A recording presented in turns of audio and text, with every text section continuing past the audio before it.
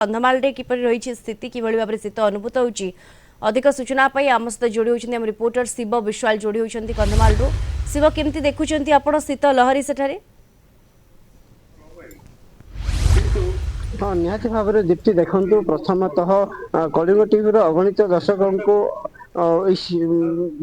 स्वागत जनाऊँ जेहेतु कंधमाल जिले में एवं किसी दिन धरी जाल शीत अनुभूत होगा सहित घन कुहुड़ी रही आज सका आम बाहरी प्राय 100 मीटर पर्यटन किसी देखा जाऊन बर्तमान आप सीधा सड़क चित्र देखिपे कंधमाल दृश्य किभली भाव में चतुर्पार्श्व घन कुहुड़ी आच्छादित करतमान किसी आम कलेज छक पाखे रही किसी स्थानीय बासिंदा निआर सहारा नौ प्रतिक्रिया ना चेषा करा कौन कहे कि भाव में शीत अनुभूत कौन कहे देखो 3-4 दिन हेलानी कंधमाल बहुत शीत होउची माने गाड़ी भी चले होन हाथ गोड़ पूरा कोलाप्स हो कुहुडी बुझी 100 मीटर डिस्टेंस रहउचे गाड़ी चलला बेलू सुविधा होउची रास्ता पूरा निया देखि देगा हम निया तापला बेलू तापर हाथ टीवी वाला गोटे हैरान निहत भाव दीप्ति देखु परिमाण शीत होउची जे गाई निआर निया बसुआ देखिए आम सहित आउ जन रही भाई कौन कहे कि भाव शीत होउची प्रबल शीत आया कुआडे जीवार अच्छी तो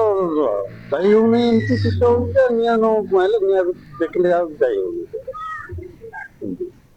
निश्चित भाव में दीप्ति देखुले आप कि भाव में बर्तमान कंधमाल दृश्य रही बर्तमान दारिंगबाड़ी में बर्तमान